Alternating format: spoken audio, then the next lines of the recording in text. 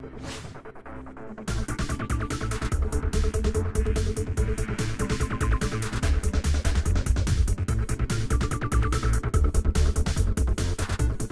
and welcome to the Enlight Photo Show, the show that's all about your photo life. Whether you like shooting photos with your iPhone, your Droid, your compact, your mirrorless, your medium format, your SLR, or even good old film, then this is the show for you. So in each episode of the Enlight Photo Show, we're going to bring you a really fast, simple and easy tip to make your smartphone photography way better. So let's hit the cafe. Espresso, please. Okay, right. What we got? A little bit different to your normal coffee shop. Okay. What we try and do is we focus on the beans and the flavour you can get from it, because coffee is kind of becoming a culinary object rather than just a normal drink. Yeah. I'm not going to frown upon you if you have sugar, but do try it first. It's like auto-condimenting when you have food. You got to try it at least. So what were the flavours that we've got here? You said so This should be jammy. slightly jammy texture, and that is quite thick. It should describe how it feels in your mouth. Dark fruits, so slight sweetness, but that will tinge towards the astringency maybe of prunes and raisins and stuff. And then it should be a little dry at the end, a little surprisingly dry at the end. So a really great tip to get much better photos from your phone, whatever you're photographing, that's really quick and easy to do, is simply this. Take it away from shooting in front of your face, right? We always hold our cameras or our phones, whatever we're shooting with, like this. Brilliant way to get much better photos is stop doing that.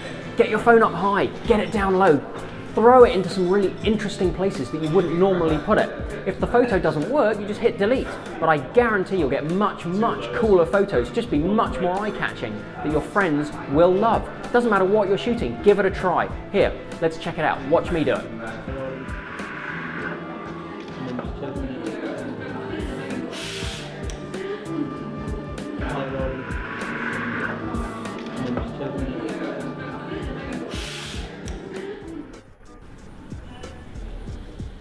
So, Georgina, you've been telling me you watched a film recently about some crazy photographer on the streets of New York. Tell us a bit more about that. Yeah, so Bill Cunningham New York basically documents this incredibly eccentric and very endearing man. He's an 80-year-old photographer who tinkers around Manhattan on his little bicycle, taking photographs which go into his column called On the Street for the New York Times. And he basically takes photographs of any outfits that he finds interesting on the New York elitists. So all their fashion combinations and creations. He snaps them, they go in the magazine, and they're ultimately the inspiration for fashion designers' collections to come. So, wow, that sounds amazing. So let's check out the trailer. I've said many times that we all get dressed for Bill. Okay, this is Bill Cunningham on the street this week. There's no reason to be doom and gloom and think that fashion is finished. The best fashion show is definitely on the street. Always has been and always will be. We're all blank canvases when we get up in the morning and we paint ourselves. Street style emerged at the same point that Bill got a camera. He's been documenting me since I was a kid, and it's one snap, two snaps, or he ignores you, which is death. Bill's fingerprints are all over everything he does because he's never, ever sold out 1 inch of anything. Put her here and put her over here. Put it on, stop your antics. Put it up there. Damn you, kids. I have the feeling that he doesn't sit down and talk to people too much. I have no idea about his private life. I have no idea if he's lonely. I once went to his studio. Have you been there? This is my clothes closet. Does he still sleep on the cabinets? Who the hell wants a kitchen and a bathroom? You see, if you don't take money, they can't tell you what to do. That's the key to the whole thing. New York society becomes harder and harder to define. Bill is a true egalitarian. However, that doesn't mean he isn't aware of cultural vision and hierarchies. He just treats it all the same. I'm not interested in celebrities with their free dresses. I'm interested in clothes. I would come into a place and he would say, "Oh, thank God you're here. Everybody here looks so boring." If we all went out looking like a slob like me, it'd be a pretty dreary world. The wider world that perceives fashion as a frivolity that should be done away with, the point is that fashion, it's the armor to survive the reality of everyday life. I don't think you could do away with it. It would be like doing away with civilization. That's what I think.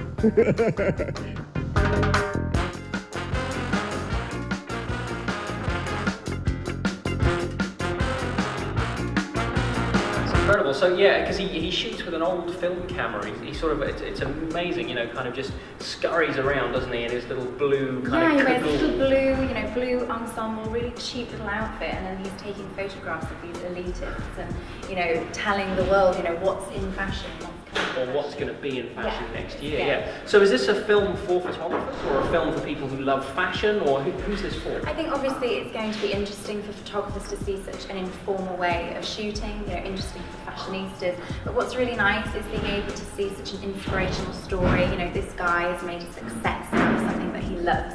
And I think why people love his column, which is on the street, features in the New York Times, they love the column because he's shooting what he finds interesting, as opposed to shooting because he thinks someone else will find it interesting. Right, cool. So it's very authentic. Nice. So I've seen it as well, and I think it's an absolutely brilliant film. So it's Bill Cunningham, New York. You can find it online. It's already been out on general release. It hit most of the art house cinemas around the world, but you can still find it easily online. It's distributed in the US by Zeitgeist Films. In the UK here, it's Dogwoof Films, and we'll give you the websites at the end of the show, so don't miss those.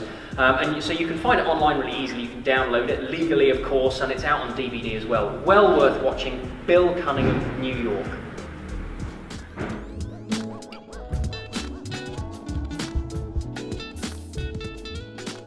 So here we go with an Enlight Photo Show review. Now, I'm sure you know all about reviews. We read them all the time in magazines, online, blogs, all of that kind of thing. Our reviews are kind of different. They're not really reviews. You'll probably know what the standard review format is. You get 4 or 5 of whatever it is you're reviewing together, and you test them. And then you generally end up being really nasty about 1 or 2 of them and announce a winner. Right, well, I don't know about you. My mum said to me when I was little, if you don't have anything nice to say, then don't say anything at all. And I think that's pretty good advice. So what we're going to do is we're going to talk about the gear that we know, we use, and that we love. It doesn't mean that the gear that you know, use, and love isn't any good, or that the gear you've seen isn't any good. It's just that this is the stuff that we're really into. So, mirrorless cameras. We've got Dave Kai Piper here, who's a big fan of mirrorless cameras. He's brought one of his along, and we're just going to tell you all about it. But before we get into the camera that you've got here, what is a mirrorless camera, Dave? So, the easiest way to explain a mirrorless camera is there's no mirror.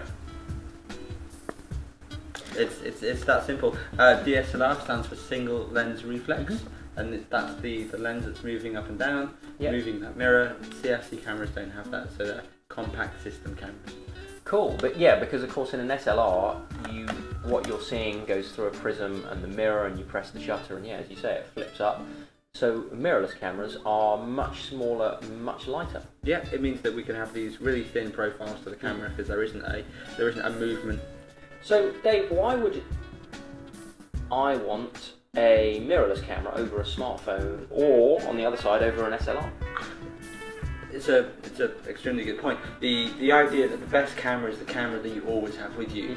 If you're happy to always shoot with your iPhone is probably one of the best cameras that you have on you. And therefore what you shoot with most. I tend to travel very commonly with the X-Pro1, and it's always in my camera bag. It gives me the ability to shoot using the great X-Trans sensor that they have in these. I can print to a 20 by 30 for my snaps. I'm not sure if you can with your iPhone. No, definitely not. Put on my 60mm lens, my 18 to 55 stabilized lens. I can put it on the tripod, the filters. It's an entire system. Yeah, so I mean it's a big step up, and exactly. And the cool thing is, of course, it's still really portable. And what about an SLR? Because I normally shoot with an SLR. Why would I want to maybe go mirrorless? So, I mean, if you hold it, I mean, it has the build quality of a pro-end digital camera. So we're talking a full magnesium body here. We're talking. I've travelled with this camera quite extensively. We've just watched we're showing the theatre trip or something. Yeah, I think so. Yeah. So I travelled with this camera in my camera bag, and as you can see, the shiny silver started to come through. This is the amazing thing. It's got this lovely patina, like you'd find in an old Leica. It's really, really cool. Of course, yeah, over an SLR, much smaller and lighter, and you were saying you get much better reactions when you shoot people with this, or even if you're just at dinner and you put this on the table. Yeah, so I was just talking with Georgina. She mentioned that she's going to be explaining something about Bill Cunningham film. Fantastic guy, and he's built a career of cameras, inconspicuous cameras such as these that you can get great personal content. It's quite nice to kind of, you know, shoot with a small camera. You get interesting effects. It's one of the differences of shooting with an iPhone to a big camera. People are a lot more relaxed, and this is a great halfway house. Cool. So it does give me great flexibility. The styling's cool. Even that on its own, it makes me feel happy. I want to put it in my bag. I want to go and shoot with it. There's this thing I wrote a little thing the other day, and I said that the best camera in the world is the one that sits on your desk and keeps on looking at you, saying, "Take me out." Yeah, and it really does that. And it does that. I mean, that's totally a really valid point. I think, you know, we spend our hard-earned cash on this kind of gear, and we love doing what we do. You know, taking photos and running around and things like that. And so it is really important that the gear that we've got actually just makes us happy. And I have to say, from having had a little play and holding it, I mean, it has this beautiful kind of retro feel to it, because it looks retro on the outside, and but on the inside it's all totally up to date, isn't it? It's retro on the outside, but it's also quite retro on the idea of the way they put the sensor together. I have a nice working relationship with the guys at Fuji, and some of the stuff they're working on is fantastic. One of the really good things I like about the sensor, sorry if I'm over technical for a moment. No. The way that they align the sensor is they're actually building in slight irregularities to replicate the film look, which is why I can print to a 20 by 30 off an APS-C sensor, because they're really getting that film look back off. They have film simulation. James, you should borrow this for a day. I'm gonna have to borrow it for a day, I think. Yeah. A day. So there we go. Right. And let's actually see if he lets me keep it for a day. I reckon it's just going to be 10 minutes and I'm going to start seeing him itching to get it back. So so that's the Fuji. I'm definitely going to be having a play.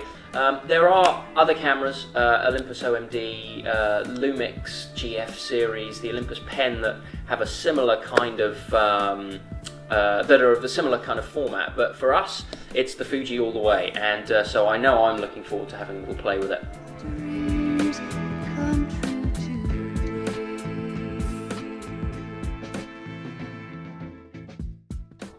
Talking of New York, our friend Dave Piper's just come back from shooting an amazing restoration project in Virginia in an old haunted theatre. So we're in Lynchburg and we're in this beautiful old theatre. Yes, we are in the 1905 Historic Academy of Music Theatre here in Lynchburg, Virginia.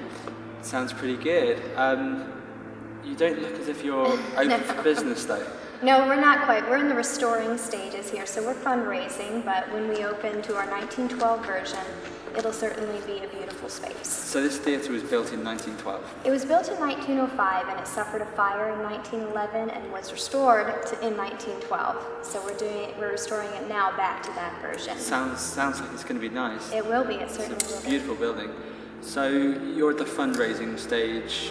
Yes. Tell me a little bit about this. Well, you can donate online at academyfinearts.com, and there's actually a lot of naming opportunities as well if you want to put your name on something in the building. That does sound good. It certainly does. Yes, so you can visit academyfinearts.com and find information all about the history of the building, what famous entertainers are here at the Academy today, but also that have performed here in early 1900s. So you have more than one theatre? Yes, we have two theaters. We have this one that we're restoring and a black box theater that seats up to 300. We have a lot of famous entertainers that come to perform during the year here. So there's a lot of reasons why people should get in touch. Absolutely.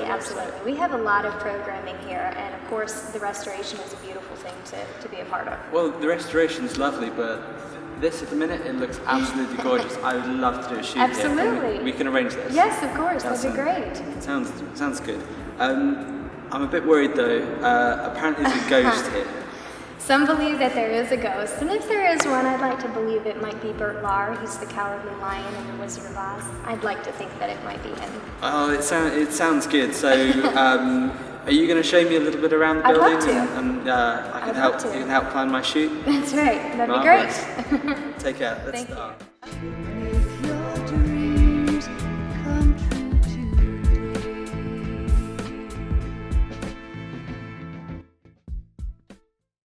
To enjoy more episodes of the Enlight Photo Show, subscribe at youtube.com/enlightphoto and find it at enlightphotopro.com. Full of fast and easy tips to transform the photos you take every day, features on hot gear, photo films, and books, and get your passports ready because we're going on a global adventure. All this and more on the Enlight Photo Show. So that was the Enlight Photo Show. Thanks for joining us. You can find more episodes at enlightphotopro.com, but from Dave, Georgina and me, that's all for now. Remember, it's all about your photo life.